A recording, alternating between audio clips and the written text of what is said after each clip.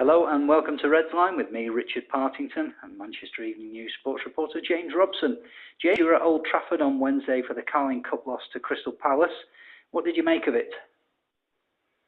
I think my thoughts of it were much the same as anyone else who was at the ground on the night. It was very disappointing. I know that it was a much weakened side, but I think there were 9 internationals playing on the night.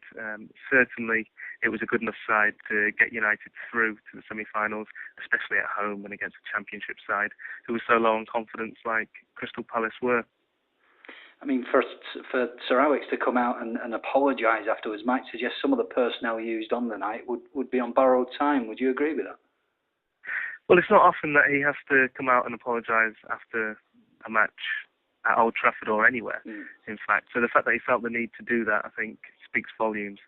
I think if you look through the side on the night, there were a few players whose futures you would say are questionable anyway. People like Darren Gibson, he's a bit of a forgotten man now.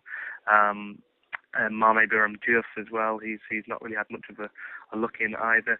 Even Dimitar Berbatov, there's still doubts surrounding his future, and someone like Federico Makeda, who he needs regular first team football. I don't think that United would be looking to get rid of him on a permanent basis, but he certainly needs to go somewhere where he can get regular first team football.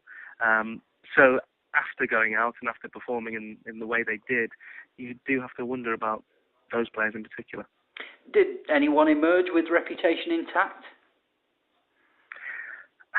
Well, he brought on 3 of the kids that we're all very excited about and that we all want to see more of. He brought on Ziki Friars, he brought on Ravel Morrison and Paul Pogba as well. We've heard plenty about these guys. They were stars in last season's FA Youth Cup winning side, and I think all of those came on and acquitted themselves well. I thought Ravel Morrison, he's someone who we're all very, very excited about with his talent, and he looked absolutely at home at Old Trafford.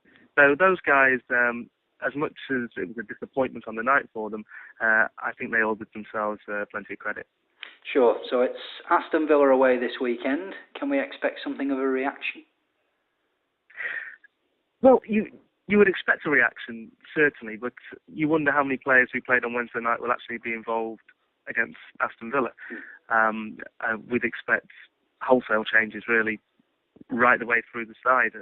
I'm not sure that any of them who played on Wednesday night would be starting against Villa. But you would definitely expect some sort of reaction. I know that over December, over the Christmas period and up to New Year, that's the period that Sir Alex is hoping that they can close the gap on City. And he wanted them to start that last week against Newcastle, and it was a disappointment to get a draw there as well. So if anything, it might even be a backlash from the Newcastle game. Sure. Thanks for joining us, James. Thanks a lot.